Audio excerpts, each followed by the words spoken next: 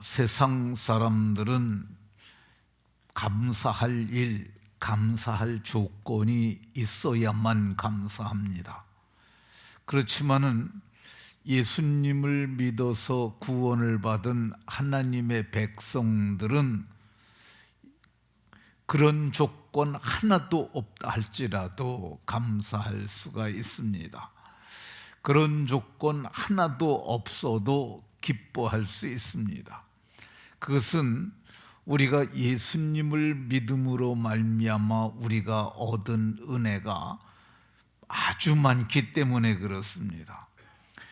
빌립보서라는 책이 있습니다.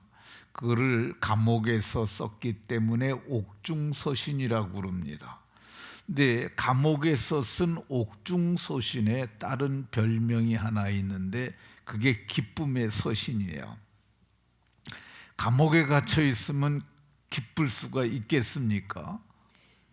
기쁠 수가 없지요. 그럼에도 불구하고 바울 사도께서는 감옥에서도 기뻐하셨어요. 그러니까 우리는 조건 없이 감사하고 조건 없이 기뻐할 수 있는 그런 사람인데, 그러면 이 세속적 조건이 아닌 어떤 조건에 의해서 우리가 감사할 수 있는지 말씀에 의지해서 살펴봅니다. 첫 번째, 본문에서 마땅히 감사할 이유를 말씀하는데, 첫 번째 13절에 보면은 주께서 사랑하시는 형제들아 이렇게 말씀합니다. 우리가 사랑받은 사람들이라고 얘기를 하고 있어요. 데살로니가 교회 성도들에게 주께서 사랑하시는 형제들아 이렇게 말씀합니다. 여기 주는 예수님을 주님이라고 우리가 부르잖아요. 근데 그분이 만물의 주인이 되신 분이세요. 근데 우리가 부잣집의 사랑만 받아도 우리가 그것을 귀하게 여기잖아요. 근데 이분은 천하 만물을 지으신 분이고 그 만물의 주인이 되시는 그분께서 사랑을 하시는 사람들이라는 거예요. 그분이 우리를 사랑하셨는데, 사랑하셔서 우리를 어떻게 하셨느냐? 형제를 만드셨다고 얘기를 합니다. 이 형제가 되려면은 몇 가지 공통 분모가 있어야 돼요. 아버지가 같아야 하고, 피가 같아야 하고, 한 집에 살아야 하고, 같은 밥 먹고 살아야 형제가 되지 않습니까? 그런데 우리를 하나님의 자녀를 삼으셔서 하나님을 아버지라고 부르게 하셨어요. 그리고 그 아들 예수의 피뿌림을 통해서 그 피가 마음에 뿌려져서 우리가 새 생명을 얻게 하셨어요. 그리고 우리가 하나님의 집인 하나님의 교회에 속하게 하셨고, 그래서 우리를 하나님의 권속이 되게 하셨어요. 그래서 우리가 예수의 피로 가까워진 사람들이 다 형제가 되게 하셨어요. 그러니까 주께서 피 흘려서 우리를 대속하시고 우리를 형제 삼아주신 그 사랑을 받았으니 저와 여러분들이 마땅히 감사해야 할 줄로 믿으시기 바랍니다. 두 번째, 우리가 마땅히 감사해야 될 이유가 뭐냐? 하나님이 처음부터 너희를 택하사, 하나님이 택해 주셨다는 거야. 이 천지를 창조하신 어마어마하신 그 하나님, 지혜와 지식과 권능이 무궁하신 그 하나님께서 우리를 택해 주셨다는 거야. 근데 언제 택했냐? 처음부터. 이 처음부터라는 말이 어떤 말이냐면 시작이라는 뜻이 있어요. 이 말을 신약성경 요한복음 1장 1절에서는 태초라는 말로 번역을 했어요. 그러니까 태초부터 우리를 사랑하시고 택하셨다고 이렇게 말씀하셨습니다. 우리를 택하셨는데 어떻게 택하셨느냐? 이 유대인들은 자기네들이 하나님의 택함을 받은 우월한 백성이라고 선민 의식을 가지고 있습니다. 그런데 하나님이 우리를 택하셨는데 어떻게 택하셨느냐? 이스라엘 백성들을 택하신 것과 똑같이 택하셨다고 이렇게 말씀합니다.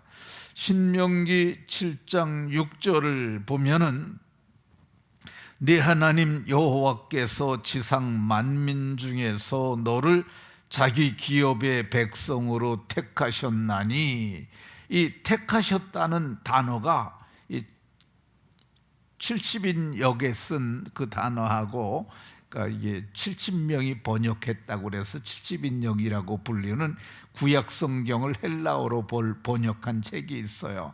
근데 거기에 쓴 단어와 여기 오늘 본문에 사용한 단어가 같은 단어야. 그러니까 이스라엘 백성들 선민이라고 좀 의시되는데, 너희만 택한 것 아니고 우리도 택했다, 이렇게 말씀하고 있어요. 택하여 주셨으니까 우리가 우리의 노력으로 얻은 것 아니에요. 그러니까 우리가 예뻐서 잘나서 가문이 좋아서 그래서 문벌 보고 택하신 것이 아니라 하나님이 기뻐하셔서 택하셨으니 마땅히 감사해야 할 줄로 믿으시기 바랍니다. 세 번째, 우리가 마땅히 하나님께 감사해야 할 이유가 14절에 보면 우리의 복음으로 너희를 부르사, 이렇게 말씀하고 있습니다. 복음으로 부르셨다고 얘기를 합니다. 복음이 뭐예요? 예수님 얘기가 복음입니다.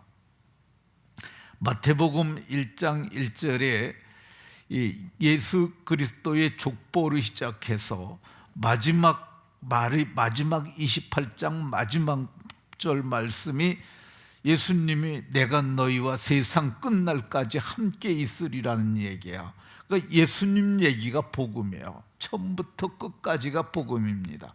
마가복음도 그러하고 누가복음도 그러하고 요한복음도 다 예수님 얘기예요. 근데 그 예수님께서 이루신 것이 복음인데, 그 복음의 핵심이 뭐냐? 하나님은 아들을 주셨고 아들은 우리를 위하여 십자가에서 달리셔서 우리의 죄값을 지불하셨고, 그래서 누구든지 믿기만 하면, 우리가 노력하는 것은 이 힘쓰고 애쓰는 노력은 하나도 없어요. 그러니까 예수님이 우리를 위하여 십자가에 피 흘려서 대속하셨다는 이거를 믿기만 하면은 속량 곧 죄사함을 받는 이 복음으로 부르셨다고 이렇게 말씀합니다. 이 복음으로 우리가 부름을 받아서 하나님의 가족이 됐으니 마땅히 감사해야 할 줄로 믿으시기 바랍니다. 네 번째, 우리가 마땅히 감사해야 될 것이 13절에 보면 성령의 거룩하게 하심과 너희를 택하셔서 성령으로 거룩하게 하셨다고 말씀합니다. 성령이 하나님의 영이에요. 근데 우리가 하나님을 세 분의 하나님으로 말합니다. 아버지 하나님, 아들 하나님, 성령 하나님.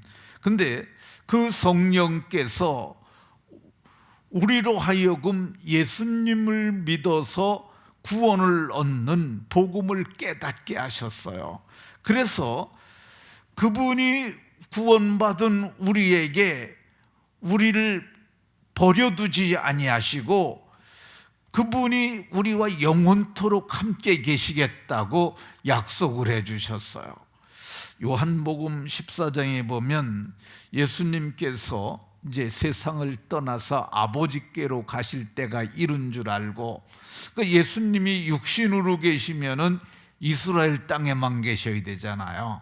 그래서 하나님께서 성령을 주시려고 예수님을 이제 하늘로 올리시는데, 근데 예수님께서 말씀하셔서 내가 또 다른 보혜사를 너희에게 주사 영원토록 너희와 함께 있게 하리니 그는 진리영이라 세상은 그 영을 받지 못하고 그들과 함께 알지도 못하고 그들은 알지도 못하지만은 그러나 그는 너희와 함께 하시며 너희 속에 계시겠다고 말씀하세요. 그러니까 우리 속에 계시는 거야. 그거를 좀 어려운 표현으로 내주라고 얘기를 해. 성령이 안에 내 아내가 내자고요. 주자가 머물다는 뜻이에요. 우리 안에 계시다는 거야. 그래서 예수님을 마음으로 믿는 그 순간부터 성령이 우리 안에 내주하신다고 말씀하세요. 그러니까 우리가 한 것이 하나도 없어요. 그런데 하나님께서 우리를 사랑하시고 또 택하여 주시고 복음으로 거듭나게 하시고 성령으로 거룩하게 하셔서 우리로 하여금 하나님과 함께하게 하시니 마땅히 감사해야 할 줄로 믿으시기 바랍니다. 다섯 번째, 우리가 하나님께 감사할 것은 13절 하반절에 진리를 믿음으로 구원을 받게 하심이니, 진리를 믿음으로 구원받게 하신다고 말씀하셨어요. 진리는 성경 말씀이 진리예요. 예수님이 내가 곧 길이요 진리라고 말씀하셨어요. 이 진리라는 단어를 빼고 예수라는 단어를 넣어도 똑같습니다. 의미가 진리를 믿음으로 구원을 받게 하심이니, 이걸 예수님을 넣어서 읽어보면 예수를 믿음으로 구원을 받게 하심이니, 그러니까 예수님 믿어서 구원받게 됐으니까 이게 얼마나 감사합니까? 돈을 낸 것도 아니고 공부를 한 것도 아니고 우리의 마음을 감동하셔서 예수님 믿게 해주셔서 우리가 믿었는데 우리가 그 거저로 구원을 얻은 거야. 그래서 성경은 너희가 그 은혜에 의하여, 그라는 이 정관사가 유일한 한 사건을 가리키는데 십자가에 못 박혀 죽으신 예수님의 은혜로 말미암아 구원을 받았으니, 그래서 이것이 너희에게서 난 것이 아니요 노력해서 얻은 것 아니고 하나님의 선물이라고 얘기를 해요. 이 돈을 주고 이렇게 얻으면 그건 거래예요. 그런데 값을 내지 않고 받으면은 그건 선물이죠. 노승원 집사가 지난 연말에 우리나라에 왔었잖아요. 존스 홉킨스 대학 교수인 노승원 집사가 왔는데 오면서 혁띠를 하나 사왔어요. 그래갖고 목사님 이거 제가 드리는 선물입니다 하고 제게 줬어요. 그러니까 그게 선물이죠. 돈 안 받고 준 거예요. 근데 그 친구가 사갖고 와서 목사님 이거 10만 원입니다 그러면 이건 거래가 되는 거죠. 근데 구원을 우리가 얻게 하시는데 선물로 구원을 얻게 하셨어요. 그러니까 이게 얼마나 큰 은혜입니까?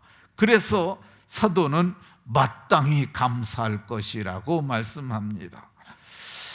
마지막으로 우리가 하나님께 감사할 것은 14절 하반절에 보면 예수 그리스도의 영광을 얻게 하려 하심이라. 우리의 주 되시는 예수 그리스도의 의가 소유를 얘기하는 거야. 나의 것이야 그러잖아요. 마찬가지로 예수 그리스도의 영광을 우리가 얻게 하신다고 말씀하셨어요. 그러니까 그리스도의 영광은 그리스도께서 가지고 계신 영광인데, 그는 근본이 하나님의 본체로 그때부터 가지고 계셨던 그 영광이에요. 그런데 그 모든 것 버리고 오셔서 십자가의 죽으심으로 대속을 이루셨는데, 하나님께서 그를 다시 살리셨고 그를 승리하시고 귀환하셔서 본래의 자리에 돌아가게 하셨는데, 그게 보좌 우편에 앉게 하신 거예요.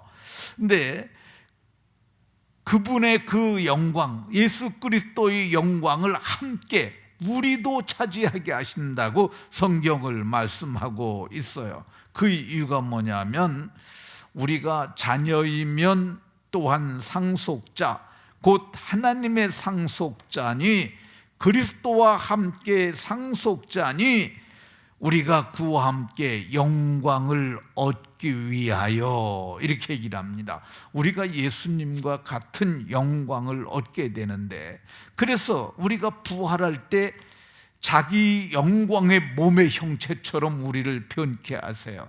그리고 그분의 나라로 우리를 데려가세요. 그러니까 이 얼마나 놀랍고 큰 은혜입니까? 그러니까 구주를 생각만 해도 마음이 좋고, 또 구주를 생각만 해도 좋으니, 그러니까 우리는 죽어도 좋은 거야. 살아도 좋고 죽어도 좋고. 왜 그러냐면 죽자마자 천사들의 손에 받들려 하나님의 낙원에 들어가 있다가 마침내 그분이 모든 만유를 회복하실 때 우리는 영광에 또 들어가니까 얼마나 좋습니까? 날마다 감사함으로 살아가는 복 있는 성도들이 다 되시기를 예수 그리스도의 이름으로 축원합니다.